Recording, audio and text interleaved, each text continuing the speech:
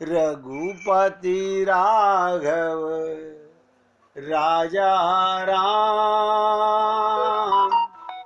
पतित पावन सीताराम। सीताराम सीताराम, भज प्यारे मन सीताराम। सीताराम सीताराम, भज प्यारे मन सीताराम। रघुपति राघव राजा राम, पतित पावन सीताराम। रघुपति राघव राजा राम, पतित पावन सीताराम। सीताराम सीताराम, भज प्यारे मन सीताराम। सीताराम सीताराम, भज प्यारे मन सीताराम। बोलिए सियापति रामचंद्र भगवान की जय। राघवेंद्र सरकार की जय। जय जय श्री राधे। जय जय श्री राधे। सभी भक्तों से निवेदन, बहुत एकाग्रचित होकर सत्संग के प्रत्येक शब्द को हृदयंगम करने का प्रयत्न करें।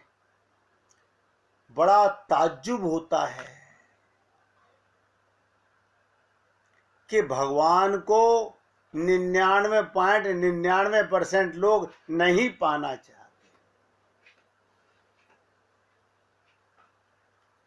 एकाग्रता से सुनिएगा, 99.99% लोग भगवान को नहीं पाना चाहते। ऐसा क्यों? उनको संसार में, माया में, धोखे में, छलावे में आनंद आ रहा है। वो अपने मन की तसल्ली सोचते हैं, हमारा मन किस चीज में खुश है। मैं कई बार सोचा करता था कि संत महात्मा इतना हमारे ऊपर प्रकाश डालते हैं, भय विचारों से बचने के लिए, धोखाधड़ी से बचने के लिए। वो अपनी जान लड़ा देते हैं हमें जगाने के लिए, लेकिन हम भी कसम खा के बैठे हुए हैं। आप हमें कितना भी जगाओ, हम नहीं जागेंगे। सोचना पड़ता है कि माया का कितना बड़ा प्रभाव है, अज्ञानता किस सीमा तक चली गई है।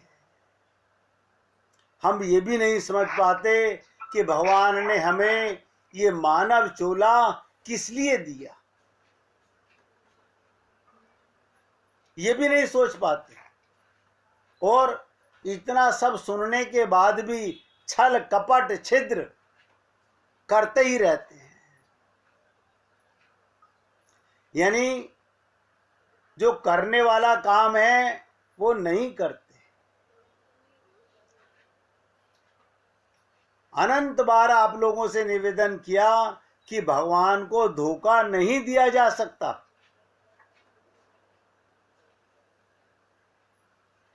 आप एक दिन मत नहाओ, एक दिन मंदिर मत जाओ, एक दिन मुख से राम ना कहो, भगवान मिल जाएंगे। केवल स्वयं को आत्मा मानकर परमात्मा के साथ ही अपना संबंध बना लो, बस।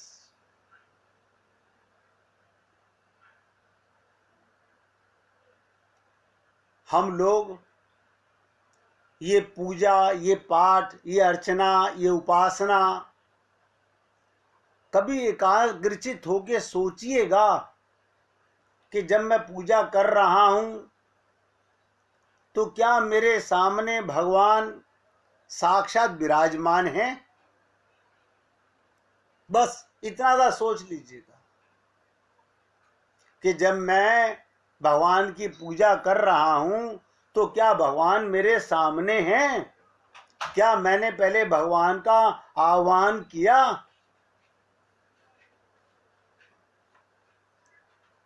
बड़ी बड़ी प्रार्थनाएं, बड़ी बड़ी आरतियां गा रहे हैं, भगवान भी सोचते होंगे। अपने आप को हम लोग विद्यावान कहते हैं।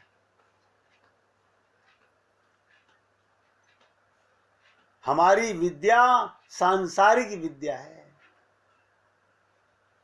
हमारा ज्ञान सांसारिक ज्ञान है। हमने आपसे निवेदन किया कि काम, क्रोध, लोभ ये समाप्त नहीं किए जा सकते, तो कौन सा ऐसा रास्ता है जिससे सबसे सरल, जिसमें कुछ नहीं करना और भगवान मिल जाएं? देखिएगा, गूंगा हो, लंगड़ा हो, लूला हो, अंधा हो, बहरा हो, कैसा भी व्यक्ति हो, अनपढ़ गंवार हो, मन सबके पास है।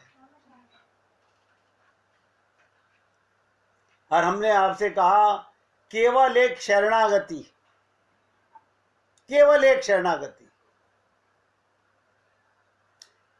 अनंत बार आप लोगों से निवेदन किया कि जो जाकी शरण गयो वापे वाकी लाज। आप एक बार पूरी तरह भगवान के सरेंडर कर दीजिए अपने आप को, फिर आपको कुछ नहीं करना, सब कुछ भगवान को करना है।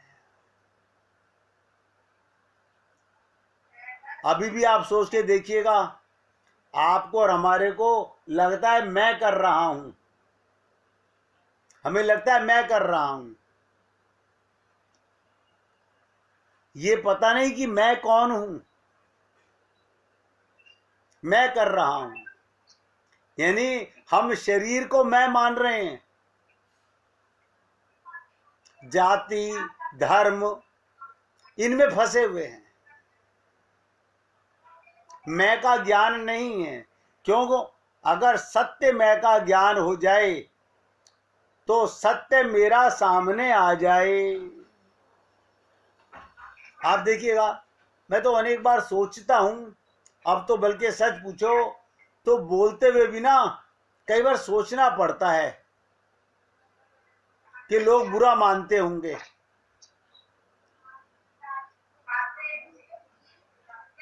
बहुत दिमाग पे जोर डालना पड़ता है कि कौन सा ऐसा तरीका निकाला जाए, कौन सा ऐसा साधन निकाला जाए कि आप शरणागति जिसमें कुछ नहीं करना, उसके लिए भी हम तत्पर नहीं हो रहे। मन में आग ही नहीं है भगवान को पाने की। देव दुर्लभ, देखिएगा, देव दुर्लभ ये मानव चोला मिला है, लेकिन इसमें सबसे बड़ी कमी ये देवताओं से भी ज्यादा श्रेष्ठ है। लेकिन एक कमी भी है, वो कमी क्या है? क्षण भंगुर है।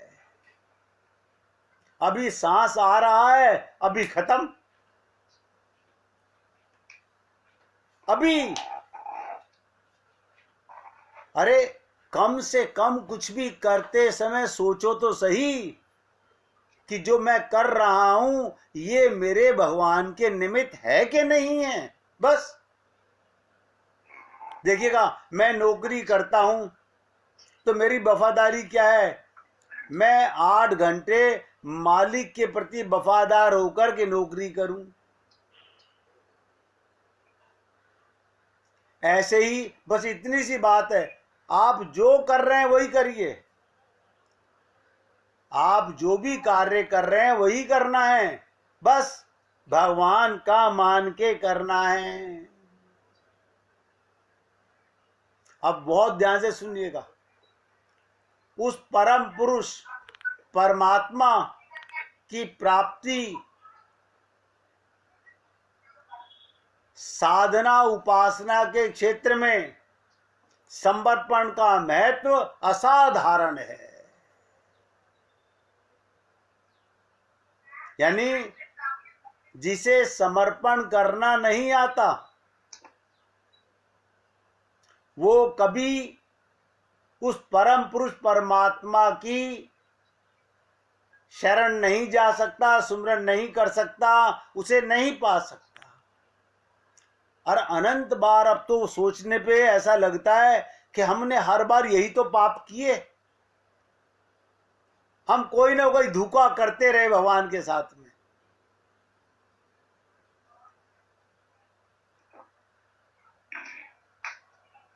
अपनी ताकत पर एक सीमा तक ही बढ़ सकते हो।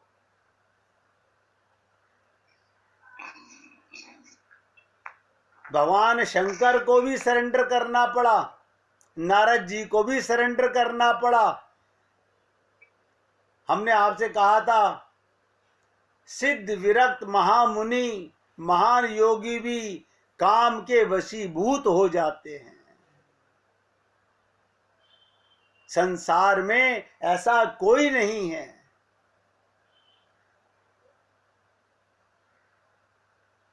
हम लोग केवल सोच लेते हैं हमने काम को जीत लिया है, कोई नहीं जीत सकता। उनको भी प्रतीत होने लगा मन में अभी काम विद्यमान है। इसीलिए मैंने कहा था कि नेचुरल ये प्रश्न आता है, क्या इस काम से रक्षा का कोई उपाय है? और हमने कहा था, धरी ने काऊ धीर सब के मन मन सिज हरे, जे राखे रघुबीर ते उबरे तई काल महू। जिन लोगों ने अपने को ध्यान दो, शरीर को नहीं, कोई सामान को नहीं, हम क्या समर्पित करते हैं? प्रभु जी को 56 भोग लगा रहे हैं। इसमें तुम्हारा क्या है?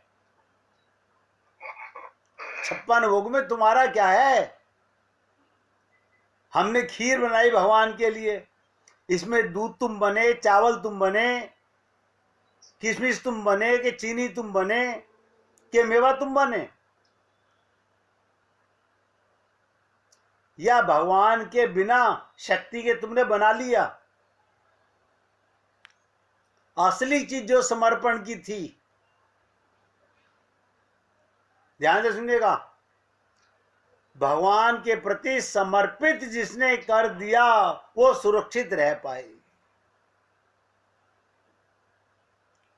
उन्होंने ये नहीं माना कि वह अपने बल पर काम को जीत सकते हैं, इसलिए भगवान ने उनकी रक्षा की। जिसने अपना बल लगाया, रामचरितमानस में सरलता से कहा गया कि सुनीरी मैं तो निर्बल के बलराम।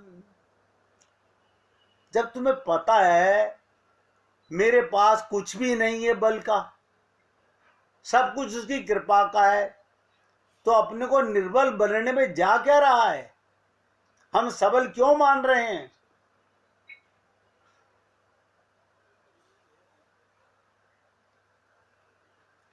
इसीलिए मैंने आपसे कहा था, जब तक शरणागति समर्पण के भाव को राम कृष्ण ने रूपक भाषा में कहा कि बिल्ली के बच्चे की पद्धति कहा गया, मन प्राण बुद्धि का अंत समर्पण। देखिएगा, हम भगवान को पकड़ रखा है, किसी ने विष्णु को पकड़ रखा है, किसी ने लक्ष्मी को पकड़ रखा है, किसी ने कृष्ण को पकड़ रखा है, किसी ने राधा को, किसी ने राम को, किसी ने सीता को। इसका मतलब हम अपने को बंदर के बच्चे बने हुए हैं। और समर्पण का मतलब होता है बिल्ली का बच्चा। बिल्ली उठाती है बच्चे को, आपको नहीं उठा पकड़ना। आपने देखा होगा, बुद्धि का अंत समर्पण है, मन प्राण बुद्धि का अंत समर्पण है। अब हमारी आदत भी गलत नहीं है, क्योंकि हमने हर चीज बुद्धि से सीखी है।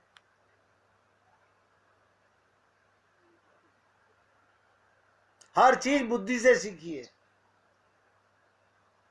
तो हम रामायण पढ़ रहे हैं तो बुद्धि लगाएंगे, संत बोल रहा है तो बुद्धि लगाएंगे, कथा पढ़ रहे हैं तो बुद्धि लगाएंगे। फिर शरणागति कहाँ है? ये बुद्धि का विषय ही नहीं है। मैं अनेक बार आपसे निवेदन करता हूं कि परमात्मा का विषय समर्पण का विषय है, ये बुद्धि का विषय नहीं है। यहां पर तो क्लीन स्लेट जाना होता है।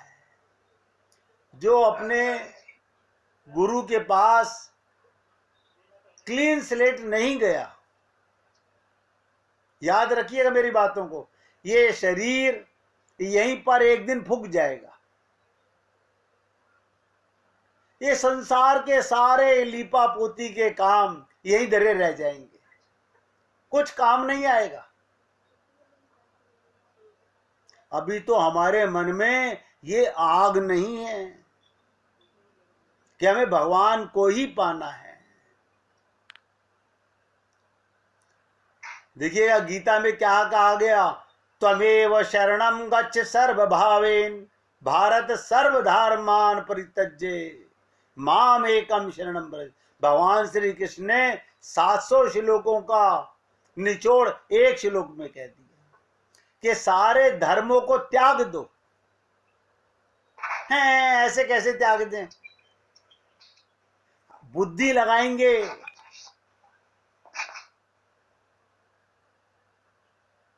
माम एकम शरणं व्रज। इस प्रकार के शरणागति के आमंत्रों में भगवान इतना ही कहते हैं कि अपनी व्यक्तिगत, भाई जी कुछ पूछना चाह रही हैं, पूछिए। भैया जी, ये जो सर्व धर्मों को छोड़ दो, हाँ, इसको थोड़ा बताइए कि क्या हुआ, ये सर्व धर्म क्या चीज हुआ? बहुत सुंदर आपने पूछा, हमें खुशी हुई। धर्म माने होता है केवल भगवान को धारण करना। हम धर्म क्या करते हैं? आज मैंने इस देवी देवता की पूजा की, मैंने अनंत बार आपसे कहा कोई देवी देवता तुम्हारे काम नहीं आएगा। भगवान ने कहा माम एकम, ये मेरा गृहस्थ का धर्म है, ये पति का धर्म है, ये पत्नी का धर्म है, ये राज धर्म है। आप मुझे बताइए, भक्त प्रहलाद ने कौन से धर्म का पालन किया? नारद जी जैसे गुरु ने उनको एक शिक्षा दी, क्या उन्होंने अपने पिता की बात मानी? क्या उन्होंने अपने गुरु की, जो शुक्राचार्य जी के पुत्र थे, उनकी बात मानी? नहीं मानी। भरत जी वशिष्ठ की बात नहीं मान रहे, कैकेयी की बात नहीं मान रहे, कौशल्या की बात नहीं मान रहे, पूरी अयोध्या की प्रजा की बात नहीं मान रहे।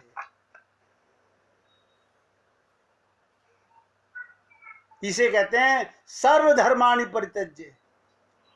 हम लोग रोजाना के, हिंदुस्तान में 365 दिन कम हैं, यहां पर रोज नौटंकियां नई नई है।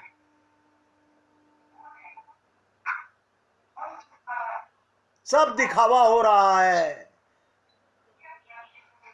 मैं अनंत बार कहता हूं, आप एक बार मुख से राम बोलो, लेकिन राम को हृदय से पुकार के अपने सामने खड़ा करके बोलो। भगवान को कुछ नहीं देना। आप क्या दे सकते हो? अपने आप को समर्पण करो। तो जो हमने अनंत धर्म अपना रखे हैं, इन धर्मों का एक ही तात्पर्य है, भगवान के निमित्त पति का धर्म है, पत्नी का परिवार की सेवा भगवान के निमित्त कर रहा हूं। क्यों? मुझे ज्ञान हो गया, मैं शरीर के पिता की औलाद नहीं हूं, मैं ईश्वर का अंश हूं। पिता का अंश ये शरीर है, मैं नहीं हूं। ईश्वर अंश जीव अविनाशी, चेतन अमल सहज सुख राशि। मैं मानता हूं जब तक ज्ञान नहीं था, हम फंसे हुए थे संसार में, रोज नई नौटंकियां हो रही थी। आज देखिएगा, ये आज से कार्तिक मास लगा। कार्तिक मास को भगवान श्री कृष्ण को बहुत प्रिय है, जैसे धनुर्मास भगवान को पाने के लिए बहुत प्रिय है। लेकिन भगवान को पाने के लिए आप सोचिएगा, हमने सुबह ये कसम खाई कि आज मैं संसार की कम से कम बातें करूंगा, ज्यादा से ज्यादा भगवान की लीलाओं को रमण करूंगा, उनमें चिंतन करूंगा।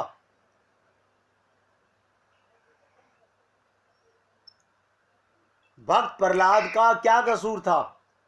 उसने हृदय की बात साफ कह दी अपने पिता को कि तुम्हारे पिता भी भगवान है, मेरे पिता भी भगवान हैं। वो पूर्ण समर्पण में थे, उनकी रक्षा करने के लिए स्वयं भगवान को आना पड़ा। भाई जी समझ आ रही है बात? हाँ भैया जी, समझ रही हूँ। ये जो ये संसार के जो धर्म है ना, आप देखिएगा हिंदुस्तान के हर 50 किलोमीटर के बाद एक नया देवता खड़ा कर रखा है हमने।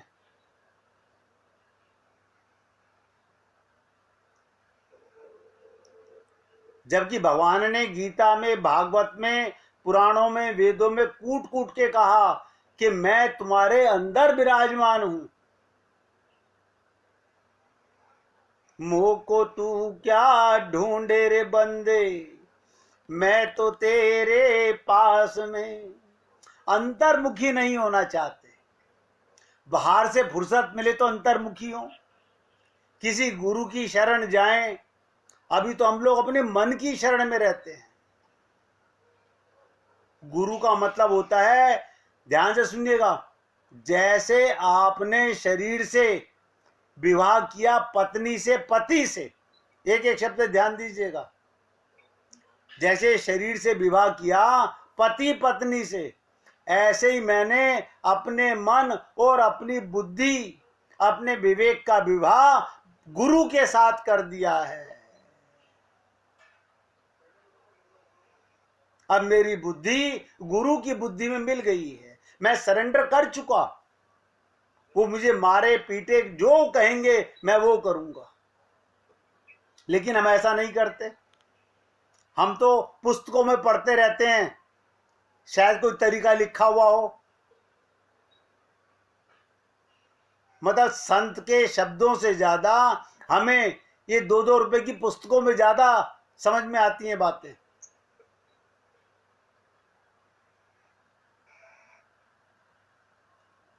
ईश्वर को समर्पण से, देखिएगा, ईश्वर को समर्पण से तात्पर्य किसी व्यक्ति विशेष या सूक्ष्म शरीरधारी देवी देवताओं के साथ मित्रता बढ़ाने से नहीं है, अपितु समष्टि चेतन के प्रति सर्वभाव से समर्पित होना है। इसका अभिप्राय नारद जी जैसे संत को भी, भगवान राम को जिनको श्राप दिया उन्हीं के चरणों में आना पड़ा। आप कुछ बोल रही थी भाई जी? नहीं, वो आप बोले ना कि पुस्तकें पढ़ते हैं और दूसरों की बातों पे बिलीव करती हमें हैं। बता दो, छोटी छोटी हमने टीवी में सुना था कि सावन में क्या खाना चाहिए और क्या पहनना चाहिए। मुझे तो ये समझ नहीं आया कि गोपियों ने किसी नियम को नहीं, केवल समर्पण के नियम को अपनाया, शरणागति के नियम को अपनाया। हमारा ध्यान मूल पर नहीं जा रहा कि ये न केन प्रकारेण मन का सरेंडर कैसे हो। देखिएगा, चमत्कारी परिणाम सब जगह दृष्टि गोचर होते, बट वृक्षे बीज की सत्ता नगण्य ही होती है। समर्पण का यथार्थ अभिप्राय अपनी सत्ता के विलय विसर्जन से है। मैं का मिट जाना, भगवान का हो जाना। समर्पण माने क्या? अब मैं नहीं रहा, अब कौन रहे? मेरे राम रहे, मेरे गोविंद रहे। सिया राम मैं सब जग जानी। गोपियों ने, कल सुन रहे थे ना, मैंने तो बहुत छोटी सी चर्चा आपके साथ की थी, वो कोई चर्चा नहीं थी। मेरे को उस चर्चा महाराज के लिए करने के लिए कहा ना, कम से कम 5-6 महीने चाहिए। एक एक शब्द के अंदर अमृत भरा पड़ा हुआ है। देखिएगा, जैसे शराब पीने वाले लोग 4-6 जने बैठे हों तो भूल जाते हैं इसकी जाति क्या है, इसका प्याला कौन सा है, सब हम प्याला हो जाते हैं। ऐसे ही भगवान के प्रेमी ना जाति देखते हैं, ना धर्म देखते हैं, ना रूप देखते हैं। केवल एक बार गलती से कोई प्लेन में आप जा रहे हो, राधे बोल दे, तो आपके मन में कितना विश्वास हो जाता है, ये मेरे राधे का प्रेमी है।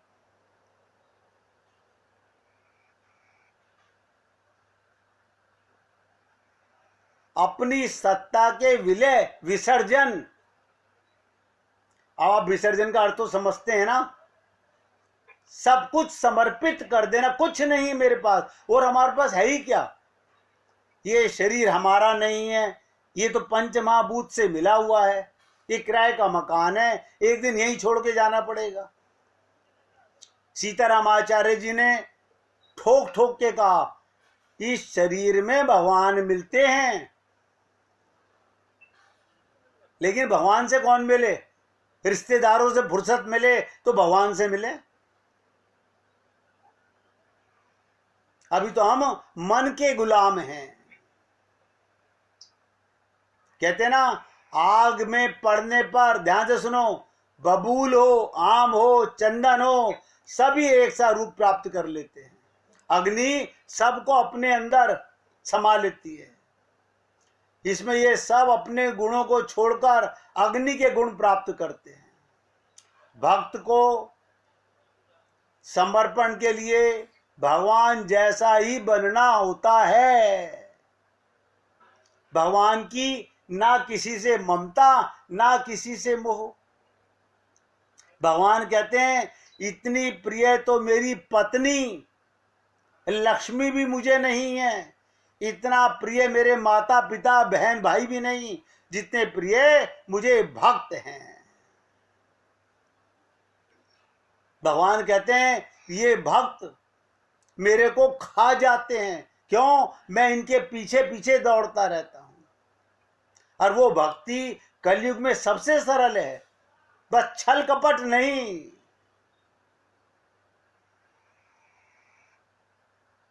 बुद्धि का समर्पण करना सीखो। भक्त को समर्पण के लिए भगवान जैसा ही बनना होता है। अपने व्यक्तित्व को उन्हीं गुणों से अलंकृत करना होता है जो परमात्मा में है। परमात्मा की, राम की आंख आपकी आंख बन जाए। गोपियों की आंखें कैसी थी? जित देखूं तित श्याम मई है। आप देखिएगा, जैसे माता को अपने 10-12 बच्चे क्या किसी में ये भाव आता ये मेरा बच्चा नहीं है? सब में अपने भगवान श्री कृष्ण तो यहां तक कह रहे हैं ममे वांशो जीव लोके, ये मल का कीड़ा भी मेरा पुत्र है। ममे वांशो जीव लोके, कि जो जीव है वो सदा मेरा अंश है। और आपको तो इतना सरल माध्यम बताया जा रहा है कि कुछ नहीं करना। आखिरकार अर्जुन ने 700 श्लोकों में 18वें अध्याय में 73वें श्लोक में जाकर के क्या कहा? एक ही बात तो कही जो हम नहीं कह पा रहे, मोह नष्टम।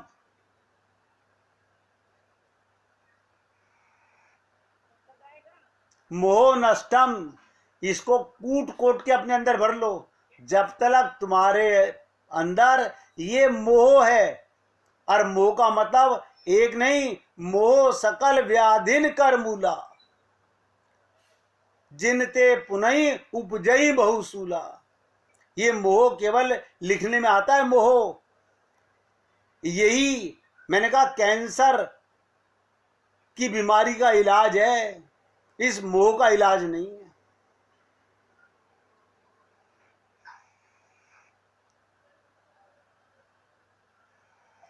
कहते ना निर्मल अंतःकरण की उदारता व्यक्तिगत स्वार्थ में नहीं, परमार्थ में होनी चाहिए। इसलिए कहते हैं भक्त की निष्ठा, ध्यान से सुनो, समर्पण से ही जानी जा सकती है। आप कितने निष्ठावान हैं। महाराष्ट्र के सुप्रसिद्ध संत, आपने नाम सुना होगा, तुकाराम।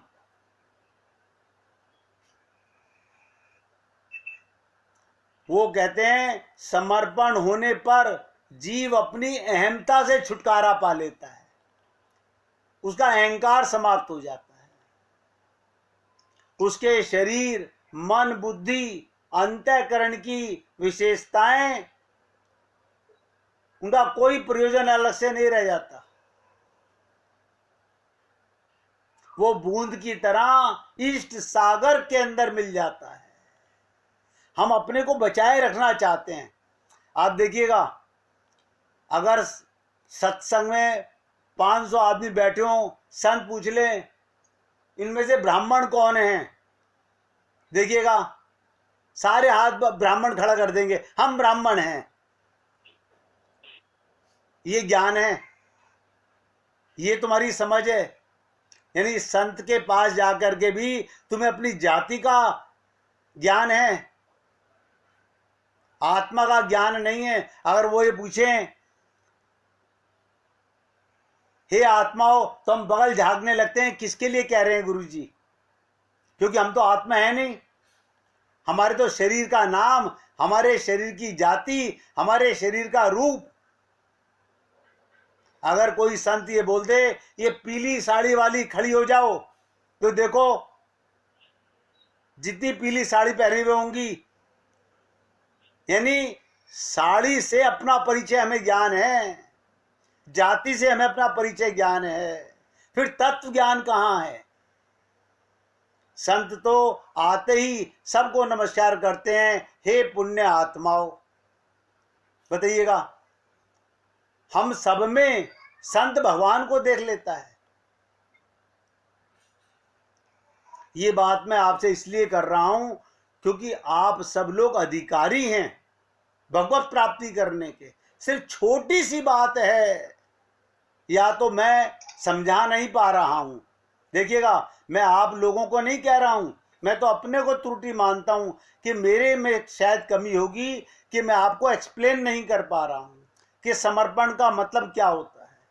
मैंने आपसे कहा पत्नी पति को समर्पित हो रही है,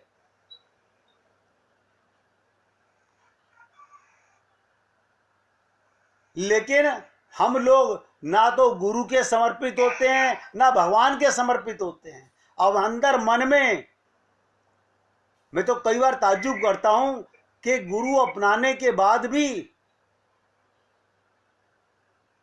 मन में ये मोह कैसे रह जाता है। ये ममता आसक्ति कैसे रह जाती है? इसका मतलब कहीं ना कहीं हमारे अंदर कमी है। आप 1 मिनट कीर्तन कीजिए, फिर और चर्चा करते हैं आपके साथ में।